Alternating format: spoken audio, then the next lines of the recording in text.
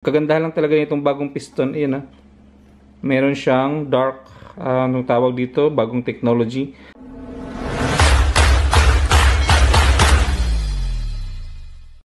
Yes, it's me again, Daniel TV Vlog. Ngayon po meron tayong bagong bore kit na naman ng for Yamaha EZ tsaka FZ na Yamaha. So, ito yung block na mas pina-improve pa. Dinagdagan nila yung quality, lalo pang pina-improve yung technology kasi ito siya yung pinakabago ngayon na 63.5 to. Yan. So, ganun pa rin. Ang brand nito is White Hawk. So, ito, napakagandang klaseng bore kit kasi nga is 63.5 tapos mas magandang klase. Hindi po siya basta-basta umiinit kasi ako, tested ko na to sinubukan ko ng rides within straight 7 hours. Yung pahinga ko lang siguro doon is yung pag CCR lang yung pahinga. So, almost 7 hours, walang pahingahan, konti lang. Pero hindi siya nag-overheat, tsaka wala siyang mga side effects na umusok ba, so wala. So ito yung pinakabago ngayon na bore. Ito yung pinakabagong pina-improve na bore ng 63.5. So kakaiba siya. Ito yung pang B1. Kung napansin nyo, pag B1 kasi hindi kasi pa level yung kanyang packet. So pag B2 kasi iba din yung packet ng B2. So yung B2 kasi is naka-center yung kanyang packet. Tapos napakaganda ng kanyang bore. Talagang mas hindi siya yung actually yung kagandahan talaga nito is hindi talaga umiinit yung makina.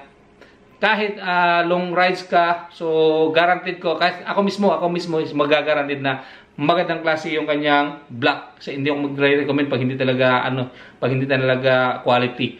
Pero ito, tested ko to. Tsaka magandang klase yung kanyang, yung piston niya ngayon is iba. Ayun ang makapansin nyo, yan dark na yung kanyang taas, pero ganun pa rin sa obos, sa baba. Ito mas nagpipinitrate to ng init. Ito, tsaka iwas alog. Yan yung purpose na ito. Pinakabagong dinagdag ng technology. Yan. So, yung sukat nito is 63.5 mm. Yun. So, kaya pag bumili kayo nito sa ito, kompleto na siya. Tapos napakaganda na kanyang liner. Subukan niyo. Yun yung kanyang liner, napakaganda. Yun. Saktong-sakto talaga. Tsaka plug and play lang to sa mga V1.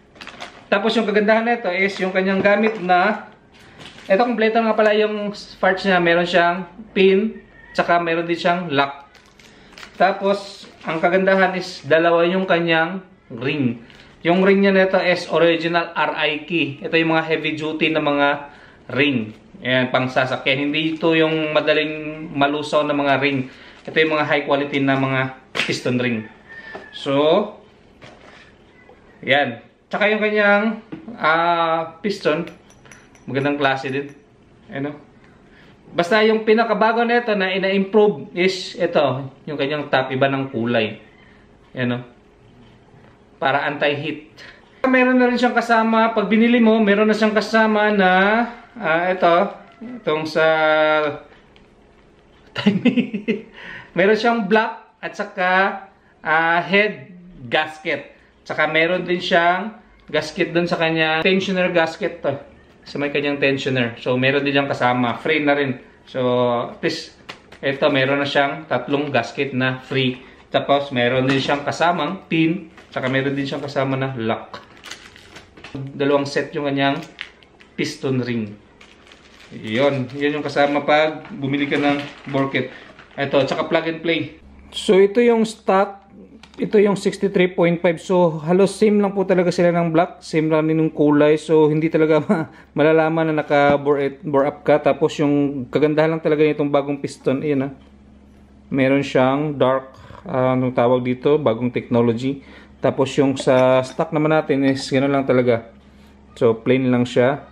Tapos, ito 63.5, hindi nakakasya sa stock. Ito naman yung stock natin. Yan So, napakalaki talaga ng kanyang size.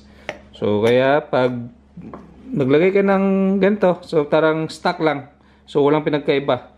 Yan. Pero yung pinagkaiba is yung power. So, mas malakas to So, yun lang.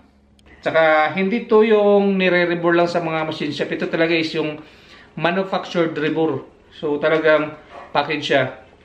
Talagang nakaset na talaga sa manufactured yung kanyang pag-rebore. Hindi po yung nire-rebore lang. Kasi dati nagkakaroon din ako pinapa-rebore ko lang. Pero iba yung manufactured rebore kaysa dun sa machine shop rebore. So mas accurate po yung manufactured. Siguro, depende naman siguro sa mga machine shop kung mayroon talagang magagaling. Pero ako mas prepared ako sa ganito na isang set lang, plug and play. Yun, sana meron kayong natutunan sa pag-discuss ko. Kung meron pa kayong katanungan, comment nyo lang, baka masagot natin kung ano pong hindi ko nasabi at ano po yung gusto natin iparating. So kaya maraming salamat at patuloy po nagsusubscribe sa aking channel. Please click the subscribe button at click nyo rin ang notification bell para lagi kang updated sa lahat ng video ni upload ko. Libre lang po yan. It's my life. Lazy. It's my life.